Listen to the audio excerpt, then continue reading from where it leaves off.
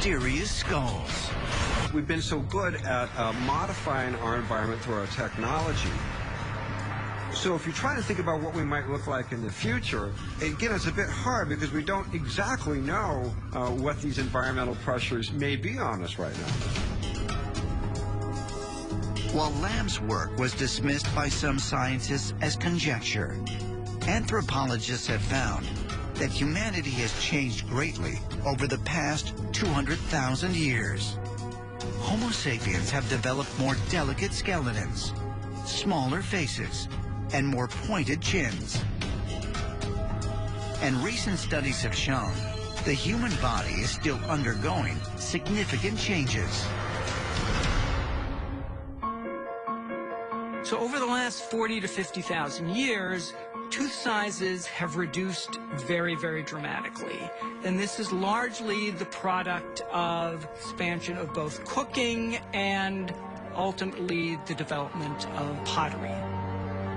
These cultural innovations for changing what we eat and how we eat led to dramatic declines in how large our jaws were and ultimately what our tooth sizes look like.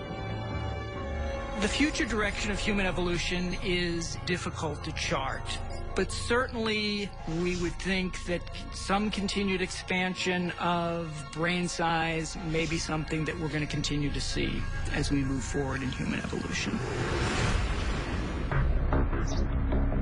In 2012, scientists from the University of Tennessee announced findings that show that human skull size has also increased dramatically just since the late 1800s. What they found is totally amazing. The average height of the skull increased by an astonishing 8 millimeters, or almost 0.3 inches. The actual increase in brain volume caused by this height change is 200 cubic centimeters, which is the size of a tennis ball. Our jaws are becoming longer and narrower, and the size of the head is becoming bigger. Well, this starts to sound pretty familiar, doesn't it? Ancient astronaut theorists speculate that extended space travel may also lead us to appear more like the Greys in the distant future. Some have suggested that the reason why the Greys have these what appear to be atrophied bodies is because that over time their bodies changed. They too at some point had larger muscles, but because they became space travelers, their muscles atrophied. When you go to space, you don't have that pressure pushing down on you, so those muscles aren't used. And so you lose muscle very rapidly. Also associated with that, your bones begin to atrophy. We're talking about longer and longer missions out into space, going to Mars, going farther. And so astronauts will be subjected to these stresses for a long period of time. Is it possible that the gray aliens at one time looked more like us when they were planet-bound? And so we're on that same track. And we are becoming more and more like these gray aliens themselves. Our lineage has come about due to other extraterrestrials that are similar to us. Perhaps the lineage began elsewhere millions and millions of years ago. Are humans, and perhaps even other extraterrestrial races that our ancestors encountered, descendants of the Greys? Did these otherworldly travelers generate intelligent life, not only here on Earth, but throughout the universe? And might the course of human evolution lead us to become more and more like them? Perhaps we will discover that our true destiny is to continue their mission, and one day join our alien ancestors in the stars.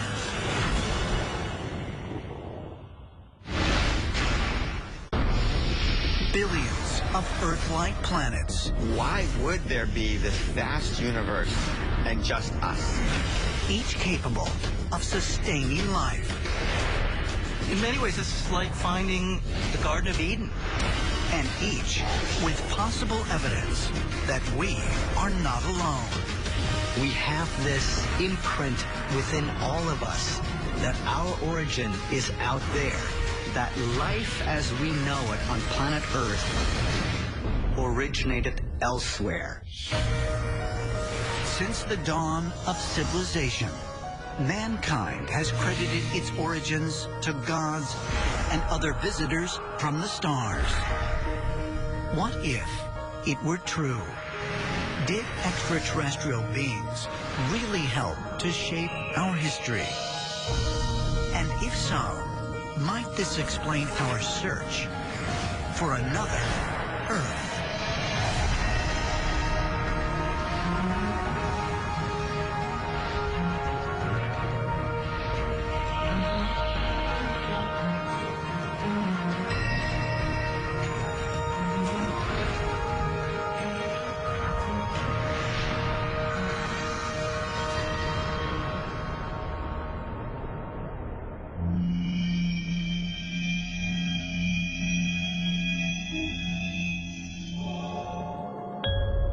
July 23rd, 2015.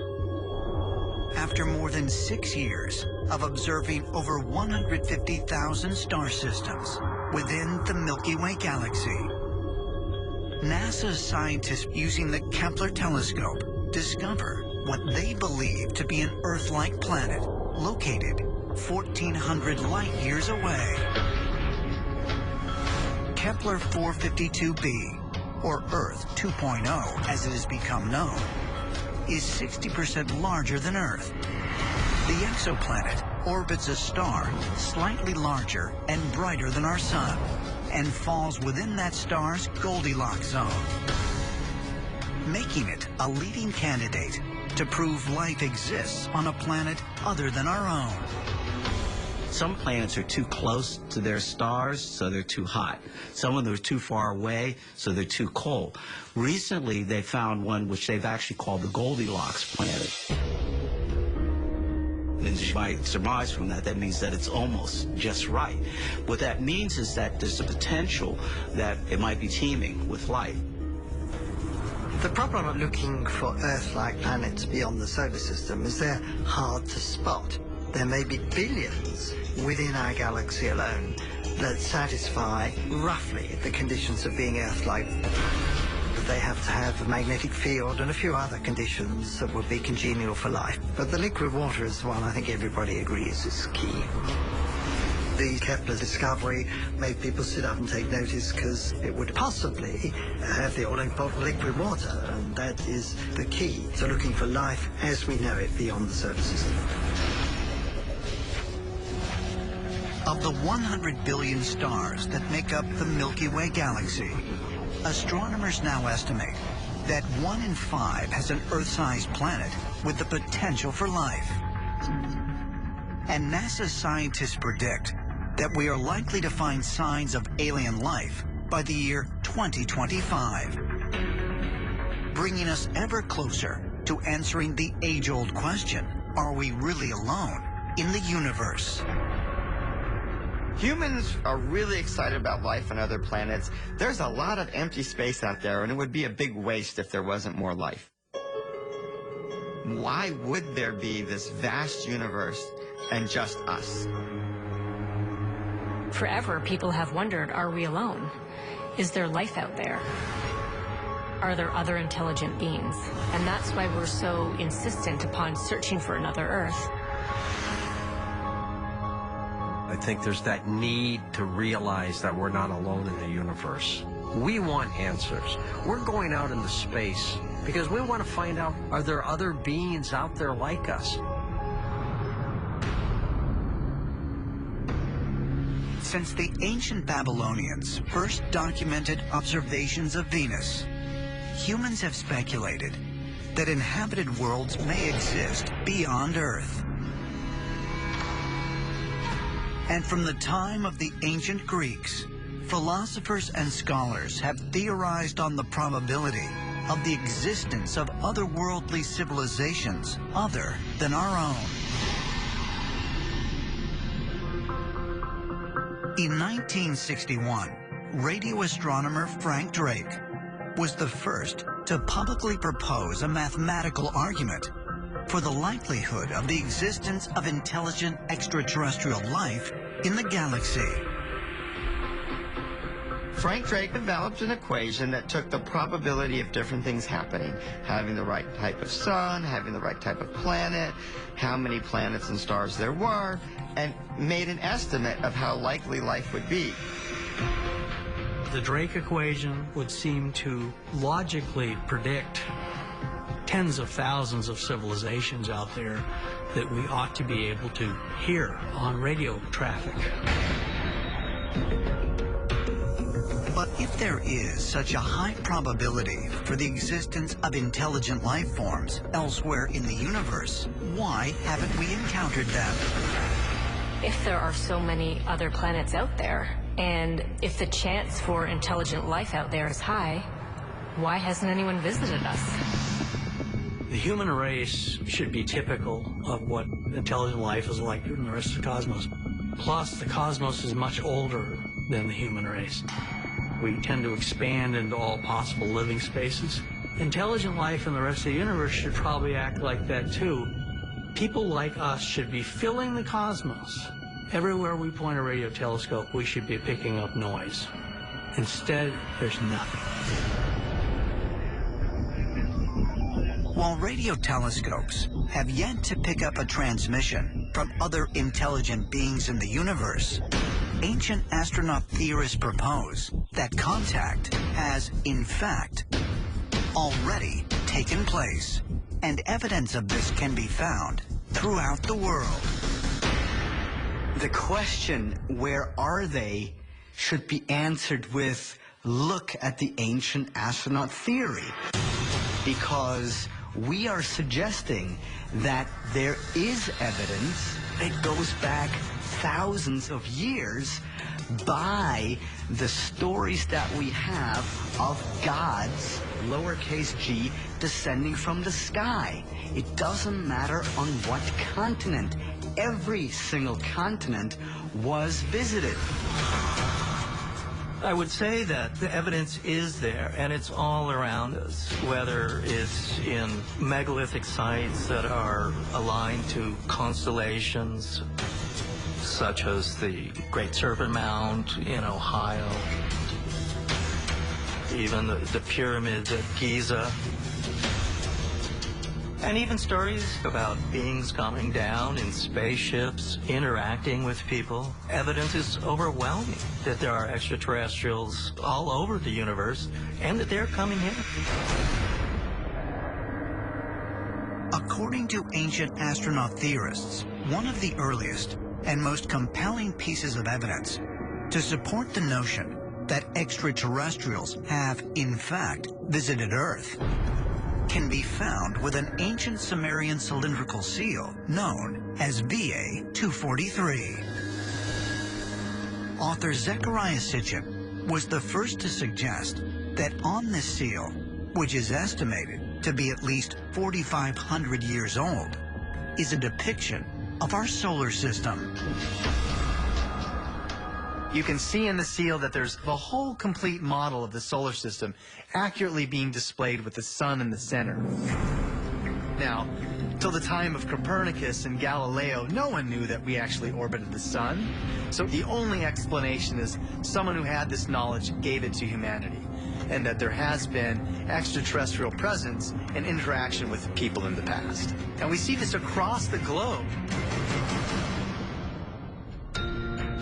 Throughout the world, ancient cultures have told stories of gods descended from specific star systems.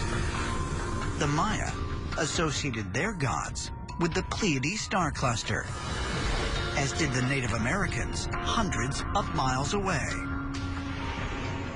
The Dogon tribe And the ancient Egyptians believed their gods came from the star Sirius. In old Egypt, we have, for example, Osiris, who comes from Orion. Osiris was married to Isis. Isis comes from the star of Sirius. These extraterrestrials, the so-called gods, and they pointed up to the sky and said, look, this is our home.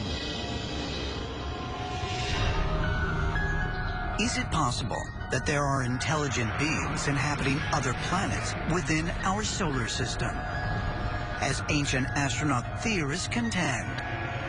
If so, could they have once sought out Earth, as we now seek other habitable planets? Perhaps further evidence will be revealed with our plans to colonize Mars. Spring 2013. The Mars One project solicits candidates for their proposed settlement on Mars. Over 200,000 people apply for the chance to be the first humans to colonize the Red Planet. Only 24 will be selected. None are expected to return. Well, the Mars One mission is a very ambitious mission. They've canvassed the whole world's aerospace contractors and tried to make heavy use of the experience on the space station, where they've made living modules. Those same modules can be brought to Mars and support human life.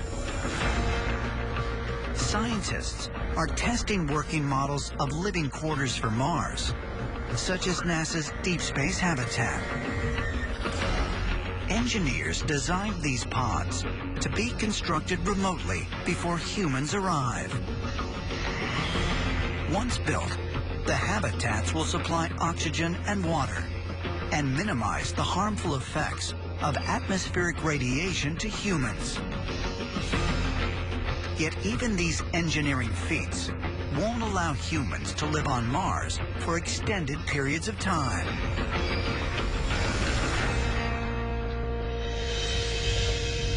We have tried experiments with actually making a survivable environment in a pod, and it seems to be very, very hard to do for a very long scale. If we want long-term habitation on Mars and colonization of Mars, personally, I vote for terraforming. Terraforming is the process of turning an environment unsuitable for human habitation into one that mankind can live in. Scientists are currently researching the various ways we might someday terraform an entire planet. When you think about terraforming Mars, the key really is getting a dense atmosphere that forms protection from the radiation from the sun, makes the temperature really high enough, and gets things going with plant life and oxygen. So one question is, where do you get that denser atmosphere? Couple of options. There is various amounts of gases trapped in the polar caps. So you can imagine melting those and releasing the gas. Terraforming another planet is a very, very long-term prospect. Now, if we were going to terraform Mars to make it more Earth-like, we can think of ways of doing that. We can seed it with microbes that might produce a thicker atmosphere. You can dramatically modify conditions on a planet by suitable intervention. And Mars would seem to be a good one to do it for. Mars was once much more Earth-like. Perhaps we could bring it back, make it more Earth-like again. Earth's early atmosphere and Mars' present atmosphere in composition are very similar. Earth had a lot of water vapor, nitrogen, and carbon dioxide. That's what Mars' atmosphere consists of. Ancient astronaut theorists propose that if humans are planning to one day give Mars a breathable atmosphere, extraterrestrials may have done the same thing with Earth millions of years ago. There's a distinct possibility that the Earth could have been